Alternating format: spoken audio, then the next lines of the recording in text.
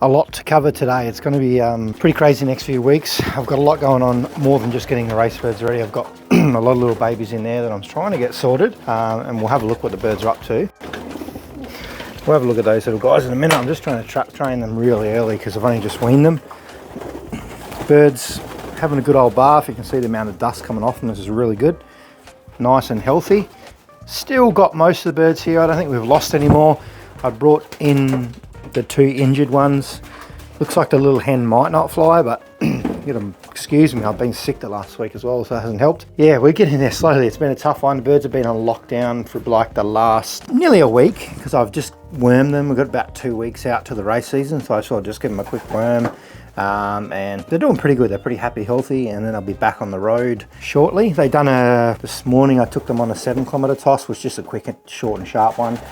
See if they're switched on, and they still are, which is really good. So they'll go back out to 20, and then hopefully get 4 or 5 more of them under their belt, and then we'll just take them out there in the freeway for a few days just before the race season. Then we'll bring them back to 20 and just keep them at 20 kilometres throughout the race season. Just trying to get as much fitness as I can into them this season without overdoing it, without losing too many birds. I don't think we're not overdoing it, but obviously more time on the wing, more chances the falcons are going to eat them. So we've just got to try and balance it out a little bit.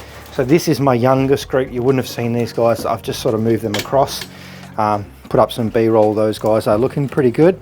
There's 13 of them. There's another 4, I think there's about 13, right about that. There's another 4 to wean out, which we'll see later in this video. But these are going to make up my team for next year. I'll just let this little guy in there. Come on. Yeah. Here's the first one to trap. That's that nice little dark check pied we got. Beautiful little pigeon. But I've got 2 hens in here as well, like just hens that I want to use. So I've just got them separated from the rest. So shut that up. And then we've got the little bit older birds. These are the birds that I picked my potato birds out of, and these are just the leftovers. They're still all good birds. Been trapping them pretty well. There's 2 that I've got some problems with.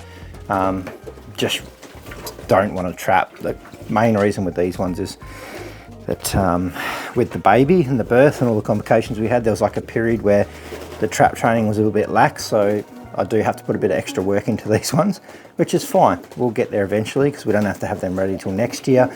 But they are loft flying, so we'll try and get some videos up. Like I said, I don't loft fly, but all I do is break these birds in, get them kitted together as quickly as possible, then I shut them down and just get them on the road because the falcons have already touched up a few of these. I've already taken one of them.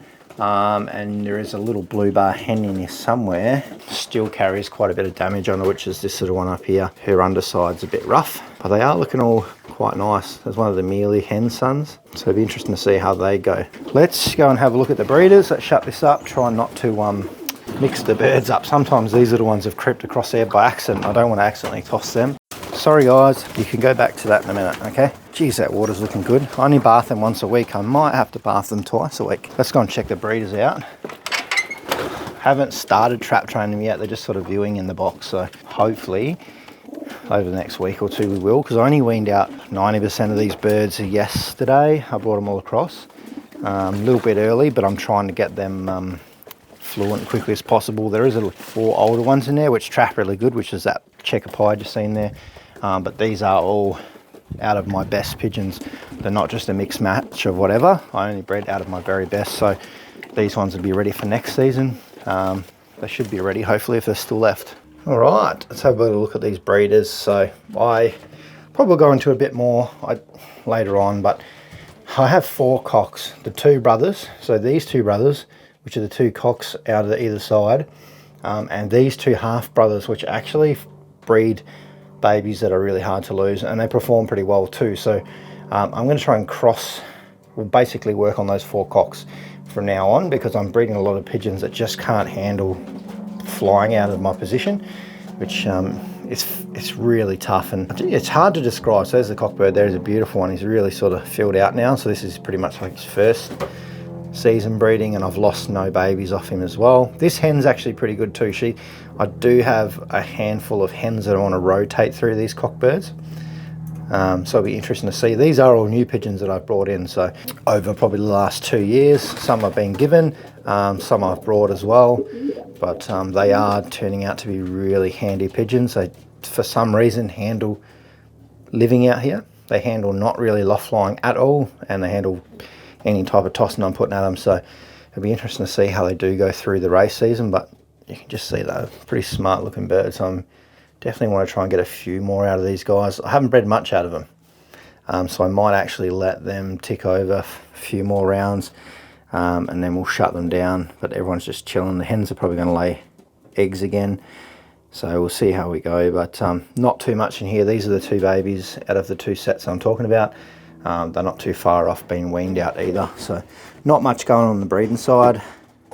At this point in time, like I said, I'm only going to try and breed out of these 4 cocks, even if that sort of leaves me shortchanged a bit with birds. But my theory behind that is that we don't lose many pigeons, because the only pigeons I've lost from these guys, I think there's 2, and they've both been hit by falcons that much they can't fly. So where a lot of these other guys, I've lost most of them, if not all of their babies, pretty quickly from the falcons.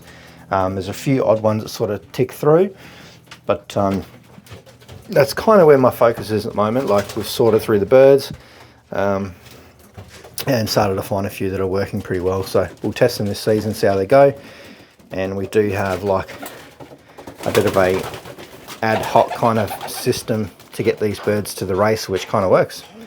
Because last year we lost 55, well actually the last 2 seasons we lost 55% of our birds before we actually get to the city. We get absolutely slaughtered. This year we've been getting slaughtered, but it's been a little bit less because we did start a bit early. We're down about 20 to 25% losses in comparison, so that's like a 50% reduction in losses as well, so that's pretty good. That's all we can do. But also these birds are making really good one loft pigeons too, so quite a bit of money I won out of these birds last year in their first year of racing. So, and we only entered 2 out of this guy, the first ones, and they won a lot of money. And then the hens that they're paired with, their sister won a lot of money too, so it'd be interesting to see if they can handle racing here.